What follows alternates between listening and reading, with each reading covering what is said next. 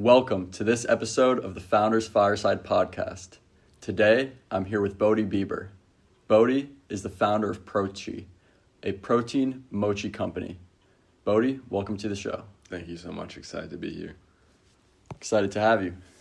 All right, so how would you explain Mochi? So Mochi is the first ever protein mochi ice cream. And what mochi ice cream is, if you don't know, it's a ball of ice cream wrapped in chewy, sweet Japanese rice dough. And so each one is 80 calories and 6 grams of protein, and it's made with all natural ingredients, no preservatives or chemicals or anything like that. Solid macros. Real quick, tell me about the ingredients. Sure. So I mean, I know all of them off the top of my head because I made the recipe 1,000 times. So let me just start with the top. Water, just for the mochi dough. Water, glutinous rice dough, casein protein powder, egg, heavy cream, 2% milk, strawberries, strawberry extract, salt, beetroot powder, sugar, and monk fruit. So no bullshit. All bullshit. Good ingredients. Tell me about the decision to go with casein protein powder. Mm-hmm. Yeah, so I experimented a lot at first with different types of protein powder, and I have a previous I've been making protein recipes for a while, and so I've experimented with different protein powders before in different recipes, and usually when it comes to whey versus casein, whey tends to really dry up your recipe. So if you've ever tried to make, brownies or cookies or protein cookies, once you bake it, it kind of just turns into a brick. And the same thing happened with the ice cream. So it took me a while to find the right blend, and I ended up just going completely to casein, and it really helped with the texture. Very interesting. So you did a lot of experimenting to land on the final recipe, Mm-hmm. right? Yeah. Tell me about that. How many variations? How many? Almost 500 variations. Almost 500. Yeah. Took me a while. Wow. Okay. When did you start Mochi? Started Mochi about 9 months ago now. Okay. Yeah. And it is 9 months ago when you started testing the 500 recipes? Yeah, that's when I started testing. Okay. Yeah. And how long after testing the recipes through that 9 months, how far into it did it become available? 5 months or so. I'd say, yeah. It took me around 5 months to formulate it and to have it ready for the consumer. Okay. Well, it was definitely worth the time because I've tried Mochi before and it's fantastic. Thank you. So tell me a little bit about why you started Mochi. Mm-hmm. So, funny story actually. So I powerlifted in high school, state champion, Let's go. And every time I would cut weight, I would make protein ice cream because it was super filling. I always had some type of craving. But whenever I would make it, it would just turn into a brick if I put it in the freezer. So I would have to eat it right away. And then I found Halo Top, and Halo Top tastes all right. It doesn't taste amazing. You can kind of still taste that it's fake ice cream. But it had okay macros. Not the best protein, but it was definitely low calorie. And so I wanted to figure out a way to make protein ice cream, have good macros, and also have good ingredients. And so that was all I wanted to do at first. I didn't have any idea of the business or anything like that. It was just that I wanted this protein ice cream. And then I realized that I could turn it into a business. But I didn't want to compete with a billion-dollar company like Halo Top.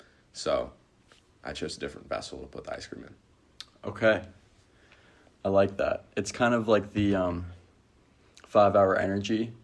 Instead of competing with Red Bull and Monster, they made mini ones. Yeah, they made their entirely new market. Yeah.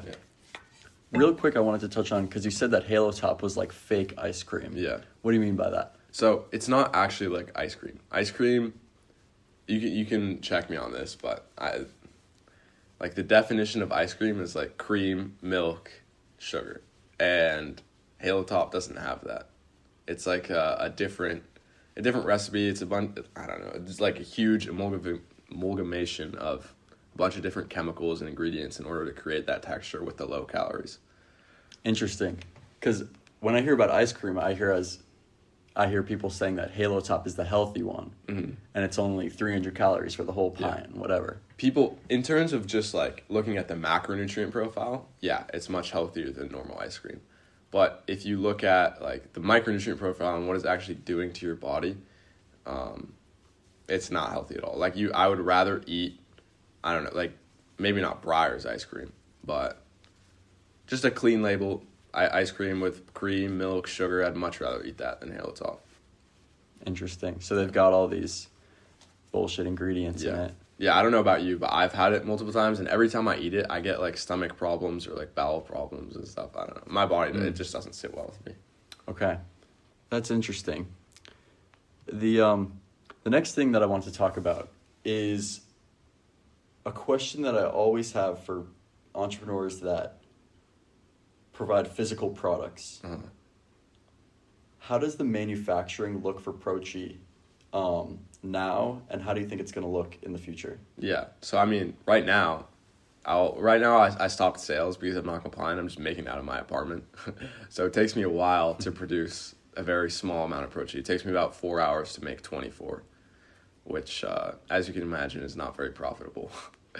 But, and what the production process looks like is literally just like a bowl, a microwave, an ice cream churner, and a rolling pin. And so I roll the mochi out by hand, I cut it out, I wrap the ice cream, and that's how I get the mochi. In the future, I just signed a lease on a facility for May 1st, and so I'm going to be ordering some high-tech equipment to help me out with the production process, and that can make like 10 to 60 pieces per minute, so it'll really ramp up production. Awesome. So you just signed a lease. Mm-hmm. Congratulations. Thank you. It's exciting. It is. And also nerve-wracking, I imagine. Yeah. Tell me a little bit about the marketing for Pro-Chi. Same thing, what you've done so far and what you plan to do for marketing. Yeah. So, I mean, to date, we haven't done any, like, paid advertising we've done, like, very minimal organic advertising. Most of it has just been talking to people, giving out samples, and that's what's been most productive. I mean, we have a 13% sample to customer rate, which is kind of insane, and also a 50% sample to waitlist rate.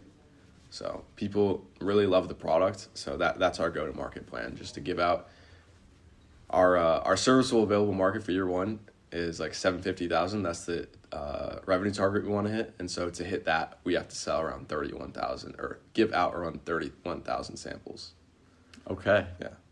Awesome. Yeah, those are the next thing that I actually had on my questions here was a validation, but it seems like you hit that because you mentioned of the people that try it, 13% of people go and buy it. Mm-hmm. That's big. Yeah, it's huge. That's huge. And we have like a huge word of mouth things too, because we only gave out 100 samplers or so during our selling phase, and we sold over 300 units.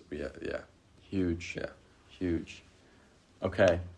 Are you going to sell only D2C, or are you planning to get this in retail as well? Originally, the plan was to go both D2C and retail, but D2C is just too complicated logistically for like an ice cream product that you have to have frozen, because there's so many shipping costs that come with it. You have to get the dry ice, you have to get a thermal liner, you have to get the correct box that is like compact and doesn't move around. And then you also have to pay additional shipping fees because of the added weight from the dry ice. So we just scrapped that entirely for now. It also it makes like the business side a lot more complicated, and it also digs into your margins a lot. And speaking about margins, our distribution strategy is not to go with like the big big distributors like Kroger, Walmart, places like that, because they take like a 40% margin or something like that. And so what our strategy is we get in small gyms, local facilities, clubs, places like that, and they take around like 10 to 20%, so much lower, and it'll make our profit a lot larger. Interesting. Because I remember talking with you about this a couple months ago, and it seems like you were wanting to do D2C. Yeah. But now it just seems like it's too complicated. It's too expensive to ship each box with dry ice, and especially in year one. Like maybe in the future, but starting out it would be too much. Yeah.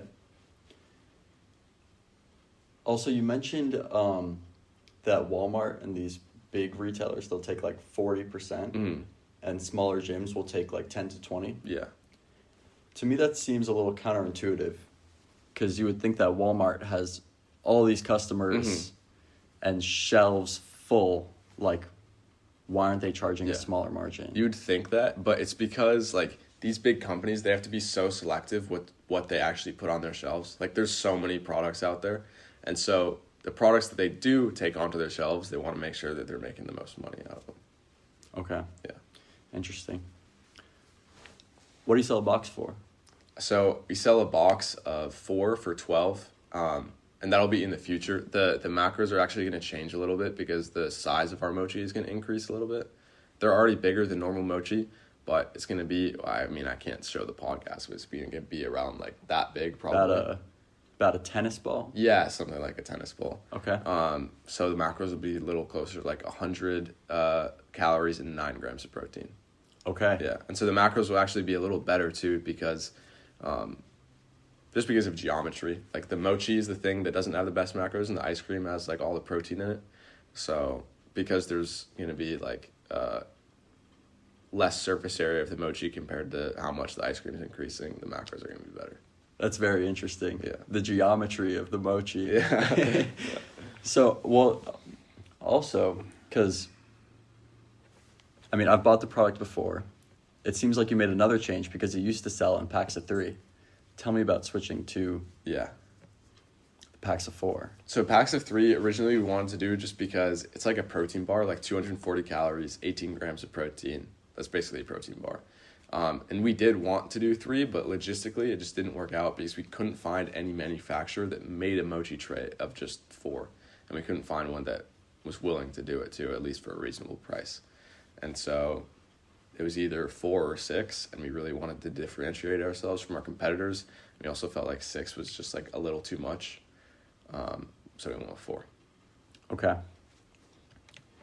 And switching to the bigger size, was that only so that you could fit more ice cream into it and have a better ice cream to mochi ratio, or were there other factors that led to that decision? Yeah, honestly, it was purely the logistical side, and the better macros are just like a nice side effect.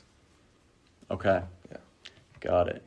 How do you think production is going to look when you move into this space that you just leased? So, as you mean, like in terms of how long it's going to take us to set up, or what? It could be whatever you want to talk about. I was kind of looking for, like, what production costs are going to be, and as well as how many you could make an hour. Sure. Okay. Well, I'll just start from. I'll just give you the whole rundown. So we move in May 1st. We're looking to be operational, and like actually in shelves by late July, early August. In order to do that, we have to get all of our licenses and permits, and we also have to send our mochi into a food lab to get the nutrition label to put on the box. So that's one part of it. In terms of like our actual ingredient cost and how much it costs to produce one mochi, it costs us 35 cents per mochi. It'll increase probably a little bit just because of the size, so like 40 cents per mochi. And then we can make around like 50 an hour, something like that. That's what we estimate. Okay. Or sorry, not 50 an hour, 50 a minute. So whatever. 50 a minute. Yeah. So we'll be making orders same day and delivering them to our distributors.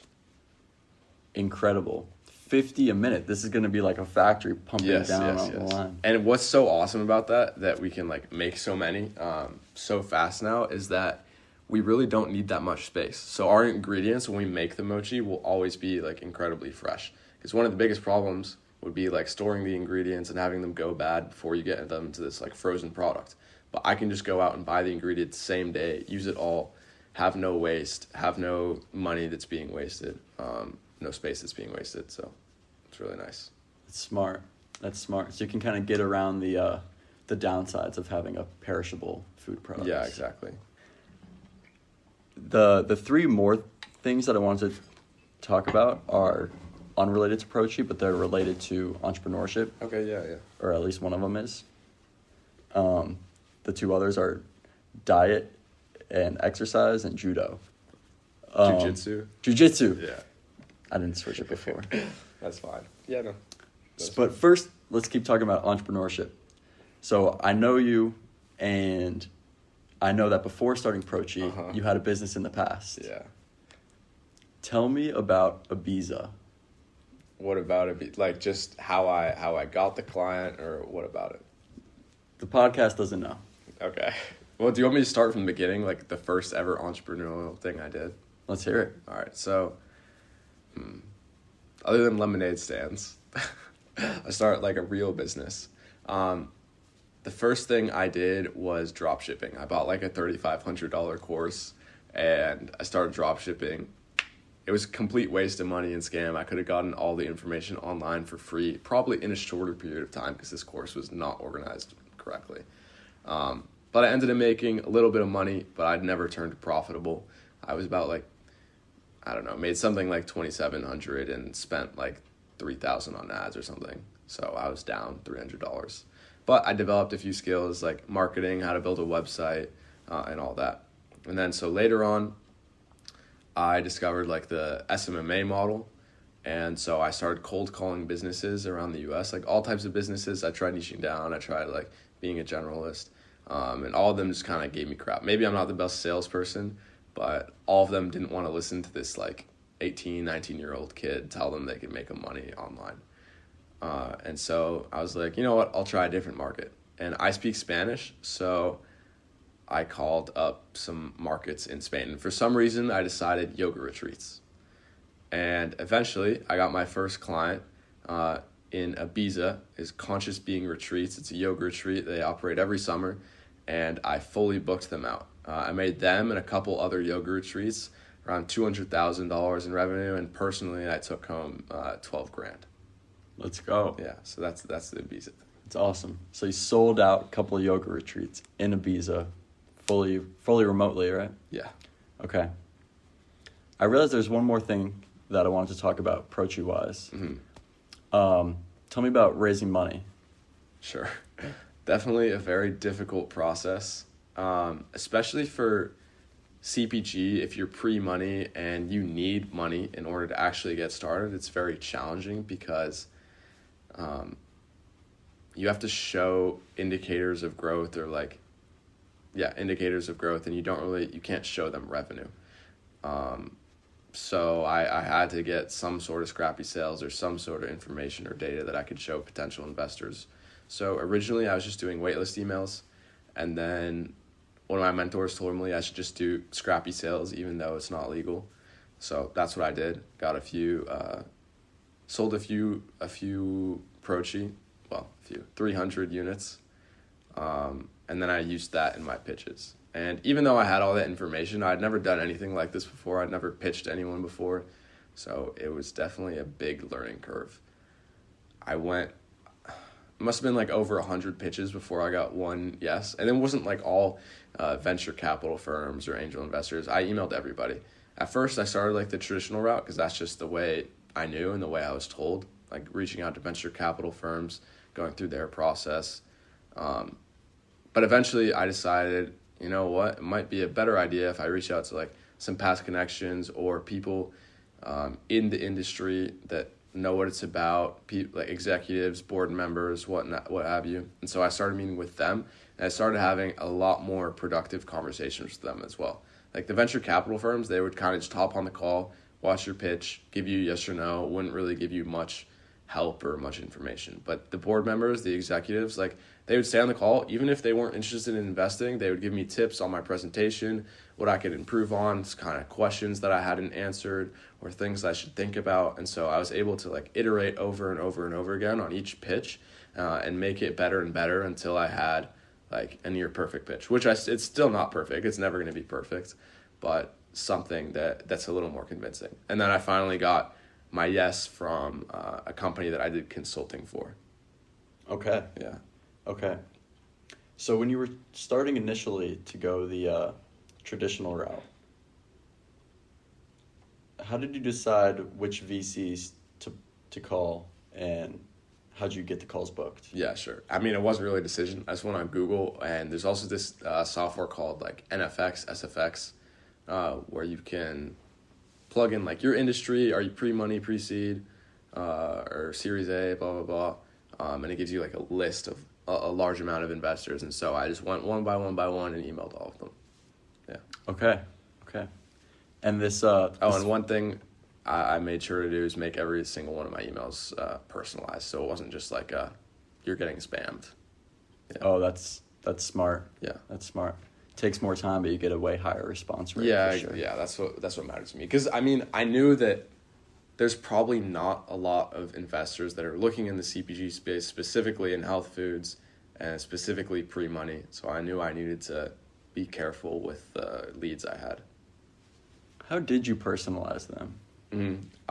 Well, obviously their name, but I looked on their LinkedIn. I looked at what they were doing, and then I just wrote a little bit about their company and like looked at their journey and wrote about how their journey was cool or whatever. And yeah, that's how. Sweet. Okay, that's really smart. Because I personalize the emails that I send to affiliates, but all I do is have their name automatically entered for each one. That's definitely less work. I mean, Yeah. if I was doing that for affiliates, I would probably do that too. Unless I'm looking for like, I don't know. I don't know how many you're looking for, but if I was looking for more than like 100, then yeah, I would do that. Right. So this initial investment, how much did they give you? $100,000. $100,000. Yeah. And for what percent equity? For 5% equity. For 5% equity. Real quick, at the beginning, when I asked you the raising money question, you were talking about like scrappy sales. Yeah. Everyone on the podcast that wants to be an entrepreneur should listen to this. Because at the beginning of the year, I remember Bodhi putting up flyers just in the apartment building and literally knocking on people's apartments door to door. I forgot about that. And giving out samples of free mochi That's how I met to you. random people. Yeah. And now, only months later, he's got an investment and his company is worth $2 million. And he just booked his first lease. So anyone that wants to start a business, go put your all in. Yeah, it always seems like a fairy tale until it comes true. Yeah. And you hustled for it. Yeah. You were going apartment to apartment, giving out free samples. Did you do any free samples on campus as well? No, I haven't done any free samples on campus. I'm waiting to do that until I have like the actual product. Because I don't want to... I know that if I go on campus, yeah, I can get some waitlist members and whatever, but I want to save those people for when I actually have a product to sell. Right. Which, I mean, it may not be harmful to go on campus and, like, give out waitlists. It probably wouldn't harm anything, but it's just, like, not as productive as other things I could be doing right now. Right. Yeah. Right. And you got to be careful for the FDA. Yeah, that too. I don't want to get called out on compliance again and get, like, sued before I can even start the business. Yeah. Called out on compliance again? Yeah. You got called out. Tell me about the first time you got. It was just, so I was selling Prochi, right, and I brought a box to some guy who ordered, and then I got an email from, I think it was like his like dad or grandpa or something. It's like, stop this or I'm gonna like take legal action. That is ridiculous. Yeah. Just keep going. I mean, I could have kept going, but it was like, it's not really worth the risk. I don't need any more sales, so yeah. Right. Okay. Now, is there anything that I haven't asked about Prochi they want me to ask about? No, but those were good questions because those were unanswered. Okay. So we've got this tradition, which I just started, which is that the last entrepreneur asks the next entrepreneur a question for the podcast. Mm-hmm. So I got a question from Nabil. And Nabil's question for you is, what is the best piece of advice for entrepreneurs just starting out? Honestly, you probably heard this before, but just do it. Like, stop thinking about it. Stop procrastinating. Stop trying to find all the information you need. Just go out and do it. You're going to learn a lot more by just going through the process than you ever are by watching someone else do it and trying to learn from them.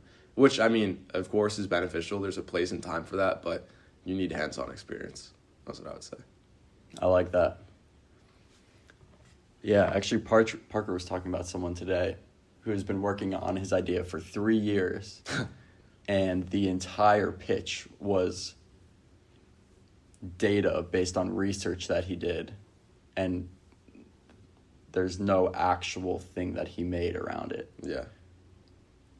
Like, you need to do tangible things I feel like. At that point, But, if you're 3 years in and still just have an idea, you've just been like jerking yourself off to the point that you've like made it feel like it's real, but it's just not. Like you It's have to like- make it a reality.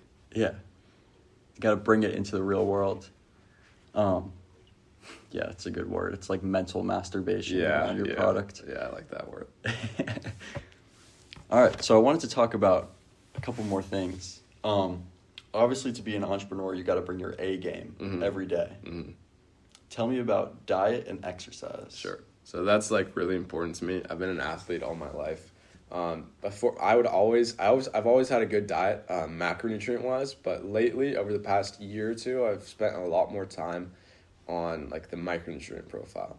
And so not only just hitting my protein and my fats and the carbs aren't as important, but getting all my proteins and fats and then having carbs with whatever I want.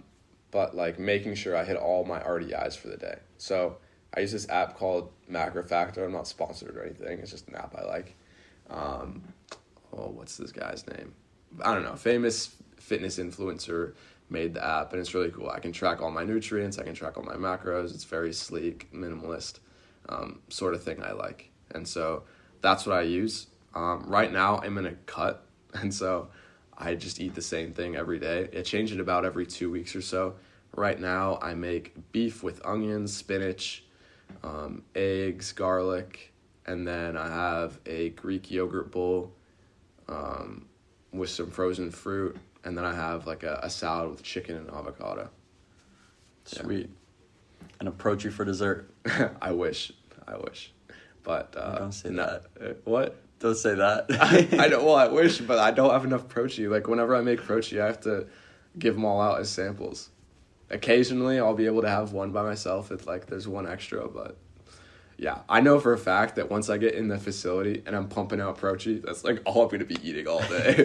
I'm not even gonna fucking eat food. I'm just gonna eat protein all day. That's awesome. And then in terms of my exercise routine, I work out 4 times a week. I follow like an upper-lower split. So Sunday I train upper, Monday legs, Wednesday upper, Friday legs, and then Tuesday, Thursday I have ultimate frisbee, and then Wednesday, Saturday, Sunday I train jiu-jitsu. Jiu-jitsu. How long have you been doing jiu-jitsu? It's been about 3 months now. 3 months? Yeah. Specifically just jiu-jitsu. I have an MMA background, but specifically jiu-jitsu about 3 months. What martial arts and MMA?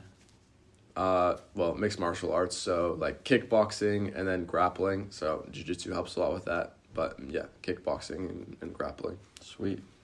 Did you ever compete? Mm-hmm. Yeah. Yeah? Yeah. In Maine? Not in Maine, in Pittsburgh though. Yeah. Okay. Like a tournament type of thing?